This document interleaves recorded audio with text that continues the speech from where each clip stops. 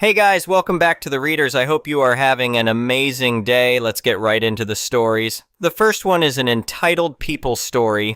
Imagine driving past your own private lot and seeing a dozen strangers digging up the dirt and building a massive community garden on it. Now imagine the HOA president's face when she realizes she didn't just trespass, she published the evidence of her own crime. Think she stopped when I showed her the deed? You're not going to believe what she did next. I work in civil engineering. I spend my days reviewing site plans, checking setback requirements, and reading plat maps the way most people read the news. Numbers and boundaries are my language. So when I tell you that watching a group of cheerful volunteers dig up my private property on a random Saturday afternoon was one of the most surreal moments of my life, I want you to understand it wasn't just the trespassing that got to me. It was the sheer confidence of it. The total unearned certainty that they had any right to be there at all. Let me back up. About 6 years ago, I bought a half-acre corner lot in a newer suburban development about 20 minutes from where I live. The neighborhood was still growing at the time, and I'd been watching the area for a couple of years before I pulled the trigger. Property values were climbing steadily, the infrastructure was solid, and the location was exactly the kind of corner lot that holds its value long-term because it has visibility from two streets and a larger footprint than the interior lots. It wasn't an impulse purchase. I saved for 3 years to be able to afford it outright without stretching myself. And I went through the full process. Title search, title insurance, a proper boundary survey from a licensed surveyor, deed recorded at the county clerk's office. Everything by the book. Every document went into a fireproof safe in my home office when we closed. My plan was never to build on it immediately. The lot was an investment, and beyond the financial side of it, it was a place I'd been quietly designing in my head for years. There are 4 mature oak trees on the property, large ones, probably 60 or 70 years old based on the trunk diameter, and they sit in a rough cluster toward the southeast corner of the lot where the afternoon light comes through at a low angle and the shade spreads out wide. I bought that lot partly because of those trees. I didn't want to see them cleared for someone else's cookie-cutter build. I wanted to design a house around them someday, keep them, put a covered patio and an outdoor kitchen in that shaded corner. It was a long-term vision. I wasn't in a hurry. In the meantime, I kept the property maintained the way a responsible owner should. I contracted a lawn service to mow it twice a month, which is what the city ordinance requires for unimproved lots in that zone. I paid my HOA dues on time every single quarter without fail. I never got a violation notice, never had a dispute with anyone, never made waves. As far as the HOA was concerned, I was basically invisible. I was a name on a dues check that arrived reliably 4 times a year. I had zero contact with the board, and that was exactly how I wanted it. The neighborhood's HOA has a reputation. I knew that going in. Anyone who spent even 30 minutes researching the development before buying would find old forum posts and community threads with the same general theme. The association was run with an iron grip, fines came fast and with minimal warning, and the whole operation seemed to orbit around one person, the board president who had held that position for close to a decade. I'd never spoken with her directly, but I'd read the monthly newsletter she produced. She sent it to every property owner in the development, renters included, and it was called the Community Chronicle. Reading it was an experience. It was formatted like a real newsletter, but written like a personal press release. Every issue had at least one story about a project she was spearheading or an initiative she'd championed through the board. She had this way of writing about the neighborhood as though she personally owned it, as though the rest of the residents were guests in her community rather than property owners in their own right. I noted that about her early on and filed it away. People who think like that, in my experience, tend to eventually act like that too. I just didn't expect it to be directed at me quite so literally. The Saturday it all started, I was driving through the development on my way to a hardware store. I don't pass through there often since I don't live in the neighborhood, just own the vacant lot, but my usual route had a lane closure and I cut through without thinking much about it. My lot sits on a corner so you can see a good portion of it from both streets, and as I came around the turn I did a slow double take before I had even fully processed what I was looking at. I pulled over. There were at least a dozen people on my property. Volunteers in colorful garden gloves carrying bags of soil and stacking lumber near the curb. A flatbed truck was parked on the street with pre-built raised garden frames loaded in the back. There were orange plastic buckets everywhere, and a stack of what looked like irrigation piping near the sidewalk. Most noticeably, someone had strung a large, professionally printed banner between two temporary metal posts near the front of the lot. It had the HOA's name on it and identified the space as a community garden project. I sat in my car and watched for a few minutes without getting out. The HOA president was right in the middle of all of it, holding a clipboard, directing volunteers with the energy of someone managing a construction site. She was pointing at specific spots, nodding approvingly when beds were positioned where she wanted them, walking the perimeter like she was inspecting her own backyard. She looked completely at ease. There was not a single moment where she paused and looked uncertain or checked something or asked whether they had permission to be there. She just owned the space confidently and completely, the way you act when you believe without question that you have every right to be somewhere. They had already tilled a large section of ground, not a small test patch near the edge, but a wide rectangle stretching maybe 40 feet back from the sidewalk, right through the open sunny area between the street and the oak trees. That was, not coincidentally, the exact area I had been mentally placing a patio and outdoor kitchen for years. The area that gets the best afternoon light, the flattest, most usable part of the lot. My first instinct, and I want to be clear about this because I have had people ask me why I didn't just walk up and say something right then, was not to get out of the car and confront anyone. That is not how I think in a situation like that. My brain doesn't go to confrontation first. It goes to documentation. I picked up my phone and started recording a slow pan of the entire scene. I went from the street sign at the corner across the banner to the tilled ground to the volunteers to the truck to the stacked lumber. I captured everything.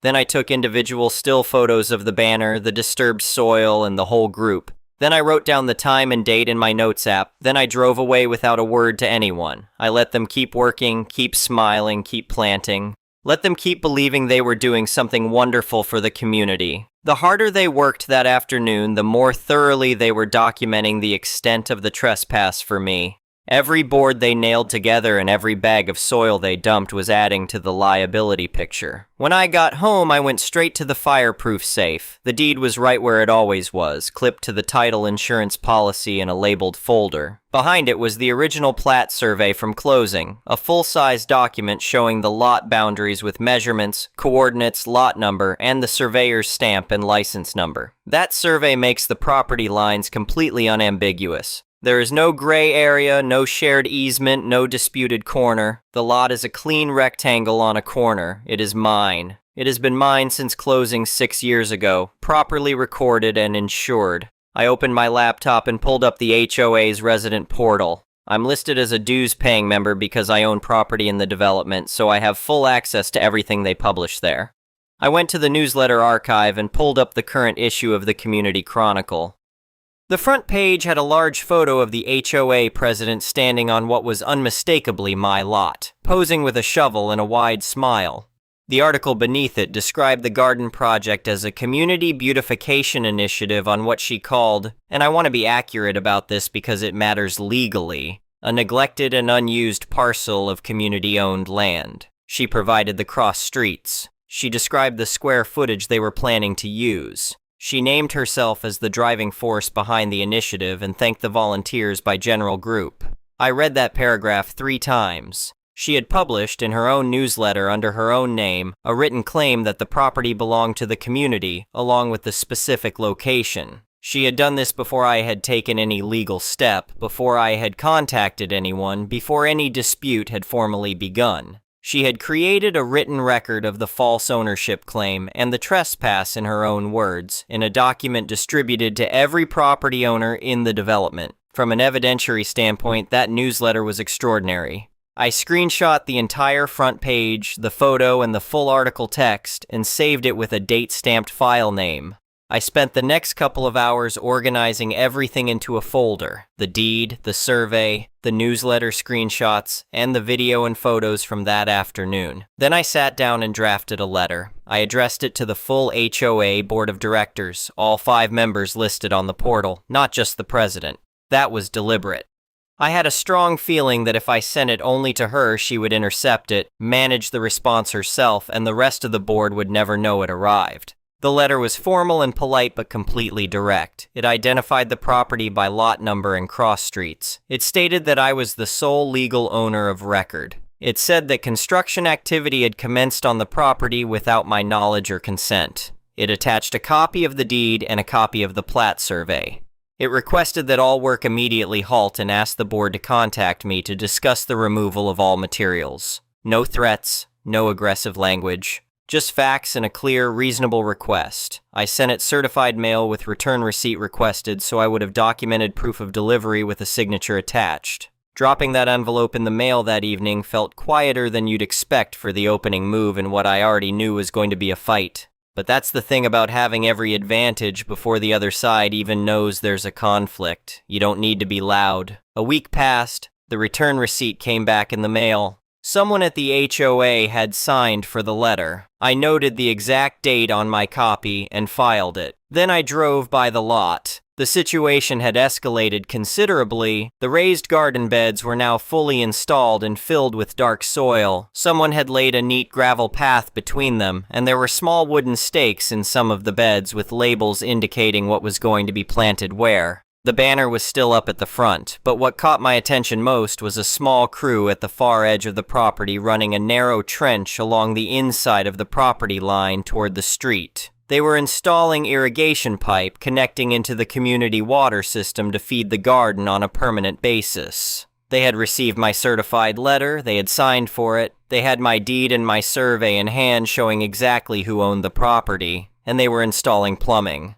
I have worked in engineering for over 15 years. I have been involved in disputes over easements, encroachments, survey disagreements, and boundary issues of various kinds.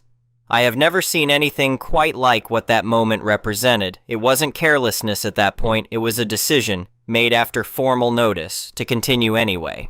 That distinction matters enormously when you are calculating liability in a trespass case. Continuing after notice transforms a potential mistake into something willful, and willful trespass carries different legal weight than an honest error. I sat with that for about 30 seconds, then I called the surveying company.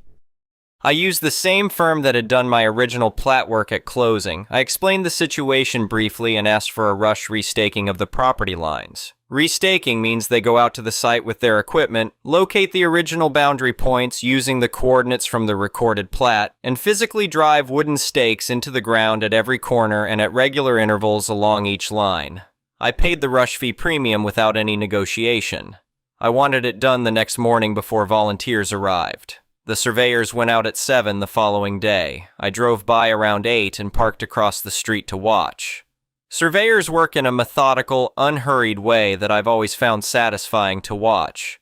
They set up their equipment at the corner, ran their calculations, confirmed their reference points, and started driving stakes. Every 10 feet along each property line, a wooden stake topped with a strip of bright fluorescent pink ribbon went into the ground. The stakes went in straight and evenly spaced. Several of them landed directly in the gravel paths the volunteers had laid down. 2 went into raised garden beds, pink ribbons standing straight up above the freshly turned soil. 1 stake went in right at the edge of the trench, exactly where the irrigation pipe was being run. From across the street, the effect was stark and impossible to misread. A professionally staked property boundary running directly through the middle of what the HOA had built. Each stake a precise legal declaration of where my land ended and everyone else's involvement was trespassing. I photographed the whole scene from multiple angles. Then I called my real estate attorney. I had worked with this attorney before on a minor easement issue at another property I own, so he already understood how I operated, and I didn't need to spend time convincing him my documentation was in order.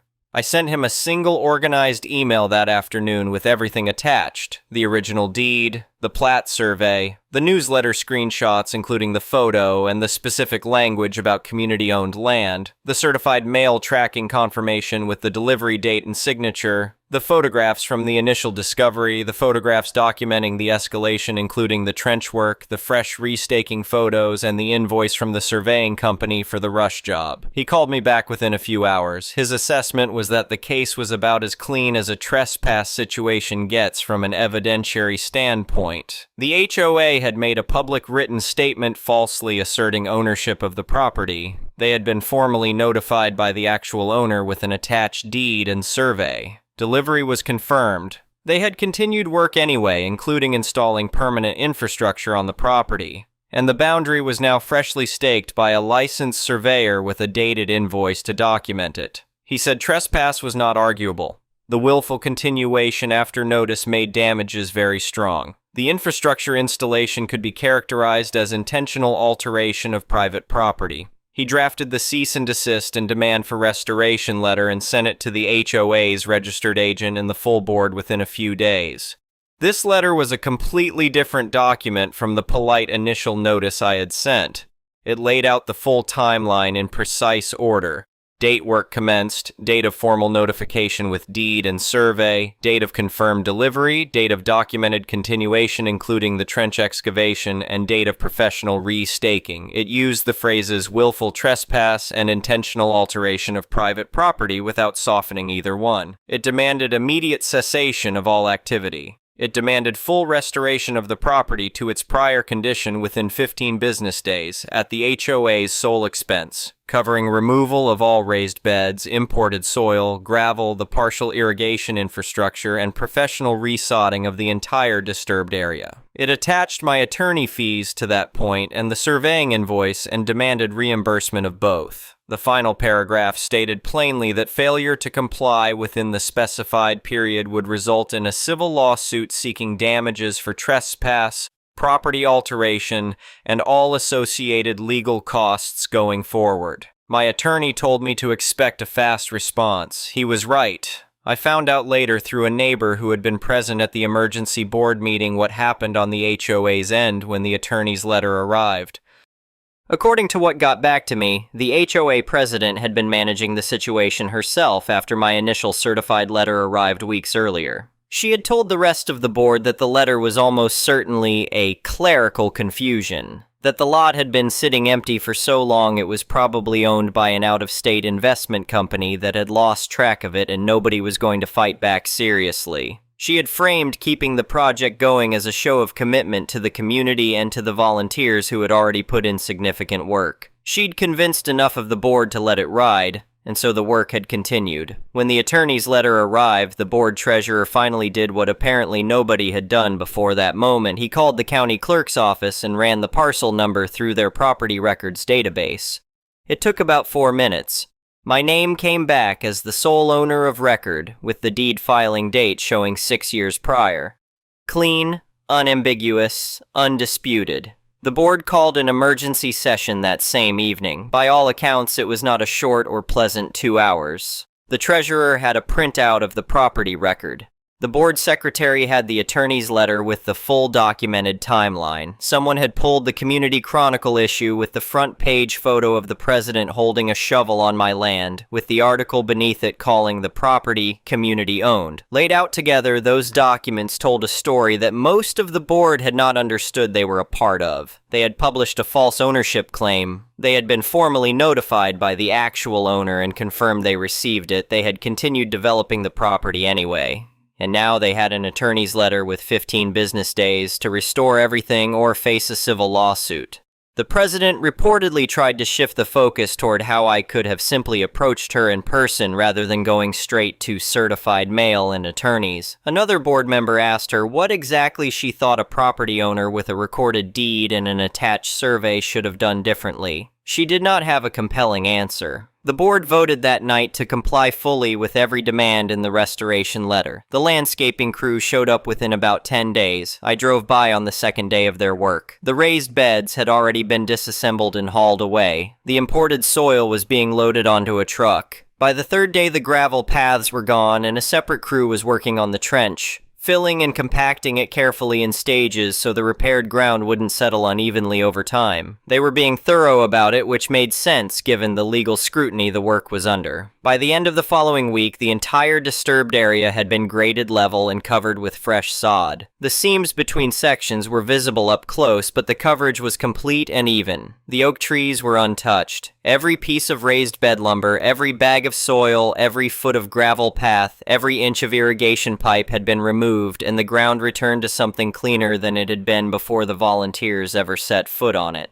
I walked the property line after the work was finished to confirm the restaking stakes were still in place. They were. I stood there in the afternoon for a few minutes, just taking it in. The banner was gone. Everything built by the HOA's project was gone. The lot was green and quiet, and mine, same as it had always been. The check arrived about 3 weeks later, full amount. Attorney fees and surveying costs, every penny. The next issue of the Community Chronicle looked different from every previous edition I had read. It was shorter. The usual cheerful introduction from the president was absent. The front page carried a brief statement from the board, carefully worded, acknowledging that the community garden project had been developed on a parcel of land that was confirmed, following review, to be privately owned. It described the situation as an administrative error, stated that the property had been fully restored at the association's expense, and informed residents that dues funds had been used to cover both the restoration and associated costs. It named no one. The language was flat and legal in a way none of her previous issues had ever been, which made obvious that an attorney had reviewed or written it before it went out. She did not write that issue. She resigned from the board about 6 weeks after the restoration was completed. No formal statement, no farewell piece in the newsletter. She simply stepped down. The timing left little room for interpretation. Whatever goodwill and political standing she had built up over nearly a decade running the HOA had been spent entirely on a garden project that lasted less than 3 weeks before a court-backed demand letter tore it down. The neighbors whose dues paid for that landscaping crew and those legal fees made their feelings known in the way people in tight-knit neighborhoods do, through conversations and community channels, and that kind of reputational damage in a place like that doesn't fade quickly. A few months after everything settled, I had a conversation with my attorney about the property going forward. He made a practical suggestion, half seriously, that I put up some kind of visible notice at the lot so anyone who looked at that vacant corner and started having ideas would have an immediate and obvious signal that someone was paying attention. He mentioned he'd seen similar situations come up more than once where a vacant lot attracted unauthorized use simply because nothing on the property indicated active ownership. I thought about it carefully. I didn't want anything aggressive or dramatic. I wasn't trying to rub anything in or make a public display out of what had happened. I just wanted the ownership to be clear and visible in a way that required no explanation and conveyed professionalism rather than hostility. I had a small metal sign made and mounted on a post at the corner of the lot, the most visible point from both streets. Clean font, neutral background, dark lettering. It says private property at the top. Below that, it lists my attorney's office name and phone number for inquiries. Nothing else. No warnings, no threats, no additional commentary, just the facts standing quietly at the corner, visible to anyone who looks. That lot is still sitting exactly as it should be. The lawn service still comes twice a month. The 4 oak trees are undisturbed. I pay my HOA dues on time every quarter without issue, and I have had no contact whatsoever from the current board about anything. Whatever the new leadership looks like, they appear to have learned something from what the previous one went through and chosen a considerably more careful approach to their operations. I still think about building out there someday. The patio design in my head has evolved over the years. The outdoor kitchen layout has been reworked a few times. The oak trees are still the anchor of the whole plan, the thing everything else gets designed around, and nothing about my timeline has changed. I will get there when I get there. What I think about most when I look back at this whole situation is not the money, even though receiving that check was satisfying in a way that is hard to articulate unless you have spent several $1,000s defending something that should never have needed defending. What I think about is that at no point did I raise my voice. I never confronted anyone in front of volunteers. I never sent an angry message or posted anything publicly or tried to humiliate anyone in the moment. I assembled documentation, sent formal notices, hired professionals, and let the legal process do exactly what it exists to do. The deed, the survey, the certified mail receipt, the attorney's letter. Each step was one the HOA had already made impossible to walk back from. By the time they realized how thoroughly they had boxed themselves in, the only exit available was compliance. The HOA's community garden project turned out to yield something after all. Just not tomatoes or squash. What it grew was a legal bill, a public retraction, an involuntary restoration, and a forced exit for the person who set it all in motion. I have the receipts, every single one of them. They're in the fireproof safe right next to the deed. The next one is a malicious compliance story. So back in the day I was a truck driver. The company had a few trucks that were made for different jobs. Depending on the job you had to deliver determined the truck you drove. So it was not too uncommon to drive 3 different trucks in one day. The company was piss poor on maintenance of the vehicles. Over the years with them I received a few fines for things like no inspection and stuff like that. Even though I received the fine, the company would pay the fine. No harm, no foul. Finally, our big truck really started to go downhill. It got to the point where it was barely running and needed a ton of repairs costing thousands to fix. I told the company I refused to drive the truck as it was an accident waiting to happen. Well, this lasted a week and then they said that I needed to drive the truck for one delivery. Unfortunately, I agreed out of a need to be a team player and service my customer. The drive was horrible. It was leaving a trail of smoke 10 feet high as I drove down the highway. I knew I was in trouble when they loaded a case of motor oil in the cab for me to fill the engine if needed. On the way there, and the AM cars behind me were turning on their high beams to see Bacashu of the smoke trail I was leaving. Then as the sun finally came up, people were pulling up next to me on the highway, honking and giving me the finger.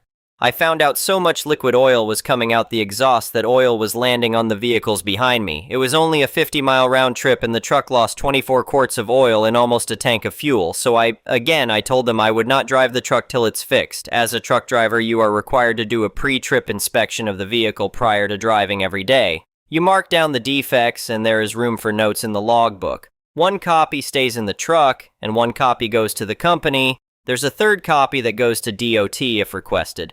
I made sure to fill this out fully every time I drove this truck. I also made a separate list, mostly as a note for myself covering things that I thought was important but not necessarily a part of the pre-trip inspection. The next day I came in and found the truck fully loaded. I told them I was not driving the truck. They said, "Well, you have too." After a quick thought, I said, "Okay." Key malicious compliance. I pulled out of the lot. At the traffic light, I'd make a left to head to the job. However, I was out of fuel, so I had to turn right to get to the gas station to fuel up, then backtrack to head to the job. And yes, I meant gas. It was a 33,000-pound truck with a gas engine. Well, DOT was set up on the other side of the road just before the gas station. They watched as I drove by, wishing they could get me. In case you don't know, DOT stands for the Department of Transportation. For big trucks, they run the weigh stations on the highway. But in heavy truck areas, they set up a mobile station and inspect trucks randomly. They verify paperwork is in order and the vehicle and driver are safe. Any fines here are expensive. Plus, they can put a truck out of service, meaning it cannot be driven till repaired. At that point, it must be towed and fixed.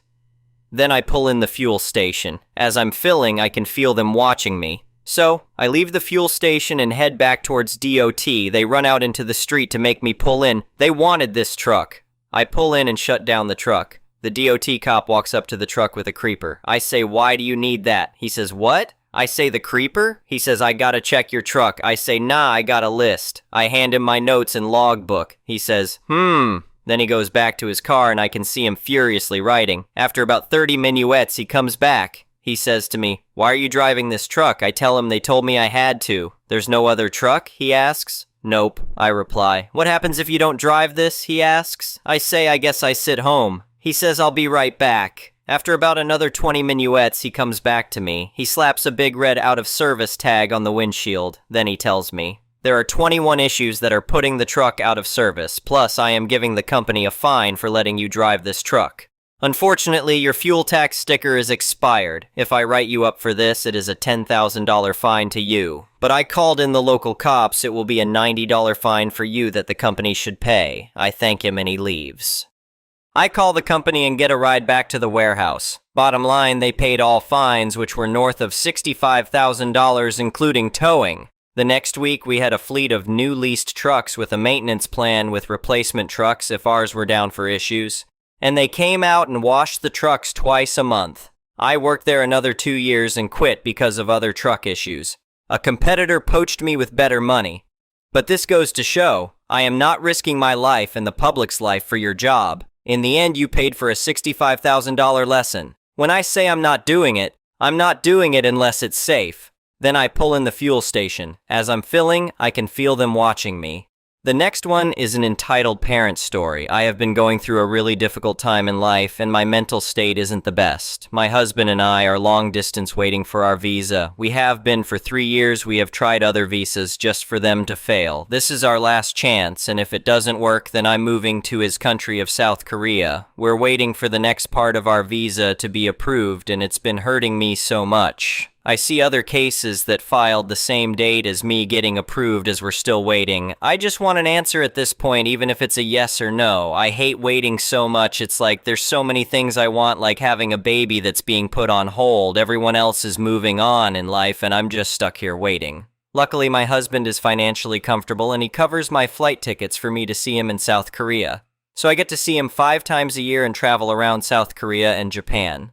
That does help with the pain of long distance. My friend, we can refer to as A, wanted to go to France for her birthday in June, and she invited me. I was so excited and instantly started to come up with flights and hotels. When I called A last night, she seemed to take a step back from us going away because to her, she didn't expect how expensive Europe is to go to in June. I don't know how she didn't realize that until now. Also, during the call, A was under the influence of weed, so she sounded very tired and gave delayed reactions. A is a party girl and she does smoke weed a lot, so it was kind of frustrating trying to make plans with someone that's high. She ended the call to go eat dinner and said she'll contact me later. I sent her some affordable hotels and, well, she never contacted me back. I told my husband how sad and disappointed that I am with all of this, and he said he will cover my flight for Korea in June.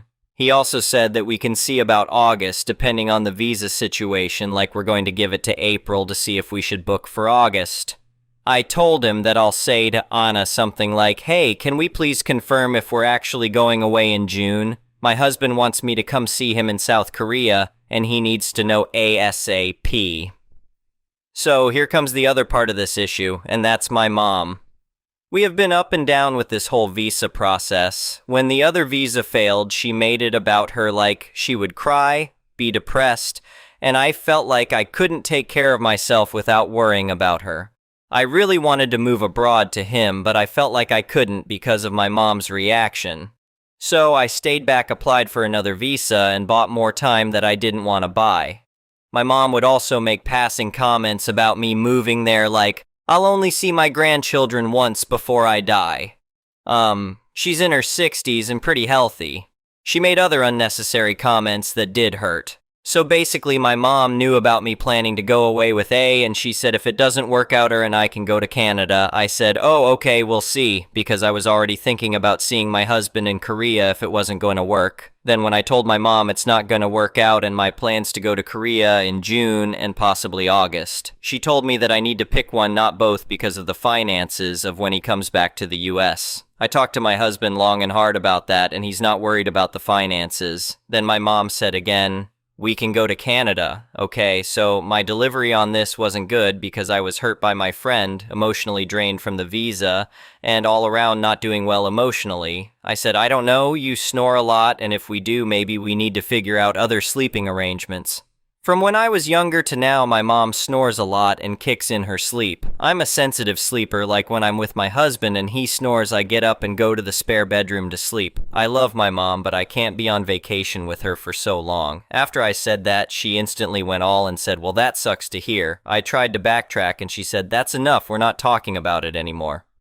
She then instantly looked all sad, like I get her wanting to go to Canada, but it was never confirmed. She knows how sad I am with everything going on in my life. It's like, why add this? Now I have to worry about her, and yes, what I said I know wasn't great. I know even if I tell her about going to Korea in June and possibly August, she's going to tell me that I need to pick one because of the finances. My husband sees it as the time we spend together is important, and we can't put a price on that. I'm just really hurt by my friend A, the visa chaos, and now my mom's reactions. I'm sorry to you all, I know this post is all over the place. I just need advice of what to do going forward for June. Anyway, thank you for watching.